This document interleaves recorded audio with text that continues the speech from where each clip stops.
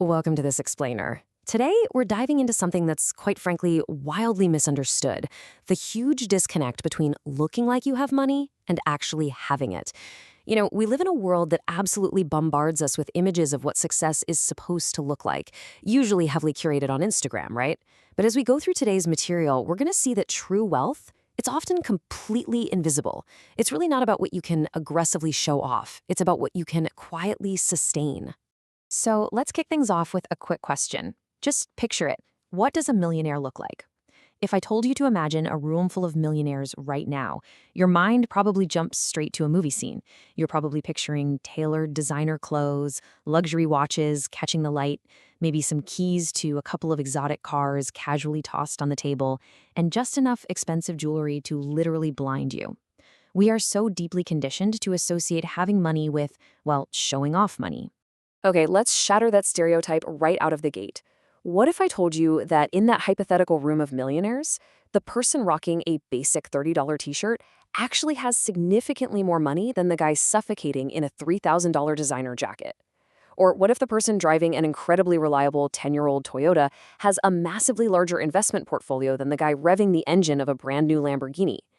It reveals this deeply uncomfortable truth. Looking rich and actually being rich are two entirely different things. And that brings us straight into Chapter 1, the wealth illusion. Let's uncover a core mindset of financially successful people. The biggest financial mistake people make is spending money just to convince other people they have it. Most people look at, say, $50,000 and immediately think about what it can buy. A luxury car, maybe? But financially successful people, they ask a totally different question. They ask, what can this money allow me to do? Think about it. If you drop 50 grand on a luxury car, sure, you get a highly visible status symbol. But if you use that money for a solid emergency fund or to fund a new business, you're buying something invisible yet infinitely more valuable. You're buying freedom. The freedom to leave a terrible job, handle a massive, unexpected expense without a literal heart attack, or pursue something you actually care about. Wealth isn't the shiny car in the driveway. It's that profound peace of mind knowing you aren't chained to your next paycheck. Moving right along to Chapter 2, escaping lifestyle inflation. This is a dangerous trap that catches even the highest earners. This scenario perfectly illustrates one of the most dangerous financial patterns out there. Imagine someone making $80,000 a year. They live modestly, drive an older car, cook dinner at home, and consistently put money away into savings. Then, boom, they get a massive promotion and they're suddenly pulling in $120,000 a year. That's a huge jump. But instead of saving that $40,000 difference, they immediately upgrade the whole shebang. They sign a lease on a luxury apartment, buy a brand new car, and start eating out constantly. Suddenly, that huge raise has just vanished into lifestyle upgrades. Sure, they make significantly more on paper, but their financial margin is exactly the same, or maybe even worse. Their income became enormous, but their actual wealth, totally stagnant. So there's a simple antidote to this lifestyle inflation trap, and it goes like this. Income creates potential. Savings create capital. Capital creates options. Listen, if every single extra dollar you earn just automatically translates into a permanent increase in your expenses, your income will rise, sure, but you aren't actually generating any real wealth. Financially successful people deliberately keep certain expenses under tight control even after they get a raise. Why? Because they infinitely prefer having lifelong options over a few temporary luxuries. That takes us to Chapter 3, the psychology of approval, where we look at the deeper reasons why we actually buy the things we do. We really have to talk about external validation here. I mean, think about why you buy things. Sometimes it's pure utility, absolutely. But a lot of the time, it's because you want people to notice. And this creates a highly toxic social media feedback loop. It goes like this. Step 1, you buy something impressive, like an oversized designer watch or a luxury vacation. Step 2, your audience reacts. The likes, the comments, the envy, they all roll in. Step 3, you feel successful for a fleeting little moment, but then you crave more of that validation. So what happens? The cycle completely repeats itself. You're no longer buying things to improve your life. You're just buying them to improve your image. And real financial security simply doesn't require an audience to validate it. So the crucial takeaway here is protecting your attention from invisible drains. We're talking phone notifications, endless social feeds, highly targeted ads, and the opinions of absolute strangers. Time and attention are incredibly powerful forms of wealth that just don't show up on a standard bank statement. Just imagine if those 3 hours you spent endlessly scrolling through content designed to entertain you were instead used to learn a valuable skill, or study an emerging industry, or build a side business. I mean, the difference won't be visible tomorrow, but over the next 5 to 10 years, the compounding advantage of that is absolutely staggering. Let's jump right into Chapter 4, Ownership over Consumption, where we compare two vastly different mindsets for deploying capital. Okay, imagine you get an unexpected windfall, let's say $20,000. There are two very different ways to handle it. Person A is driven entirely by consumption.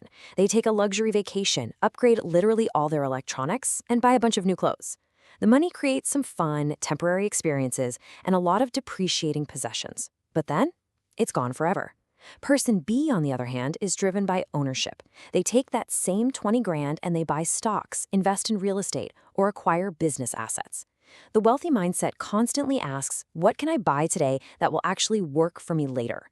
They focus ruthlessly on acquiring assets that have the potential to produce future value rather than things that just consume value right now. And this mindset naturally builds right into Chapter 5, The Power of Time, which focuses on the incredible secret of patience. Short-term thinkers are constantly asking, what do I get today? But long-term thinkers, they ask, what could this become over 2 decades? Day one usually looks incredibly boring, to be honest. Maybe it's choosing a basic broad market index fund instead of chasing some flashy meme stock you saw online. Or it's cooking a simple meal at home instead of hitting a fancy restaurant. But zoom out to 5 years, and those consistent mundane habits really begin to compound. At 10 years, the skills, the smart investments, and the relationships you've carefully nurtured are growing exponentially. And by year 20, you've realized substantial wealth and, much more importantly, endless options.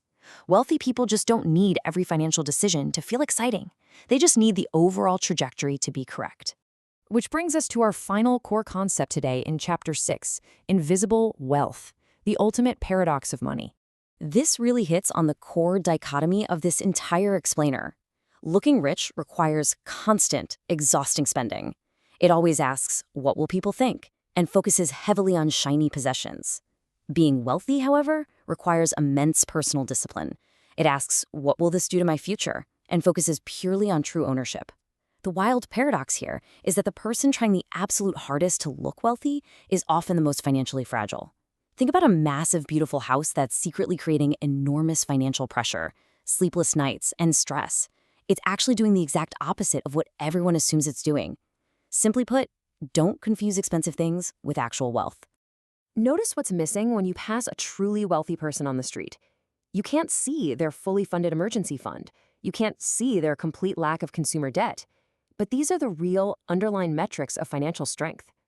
True wealth is the quiet ability to simply say no. It's having the peace of mind to handle a medical emergency or a broken down car without even a moment of panic. It's the profound freedom to walk away from a toxic boss or a terrible situation. It's choosing your daily work because you genuinely want to do it, not because you desperately need that next paycheck just to cover your luxury car lease. I want to leave you with a really powerful, guiding thought for your own financial journey. Here it is. Don't build a life that looks expensive. Build a life that gives you options. The ultimate secret about money is that the goal isn't to make everyone in your neighborhood think you're rich.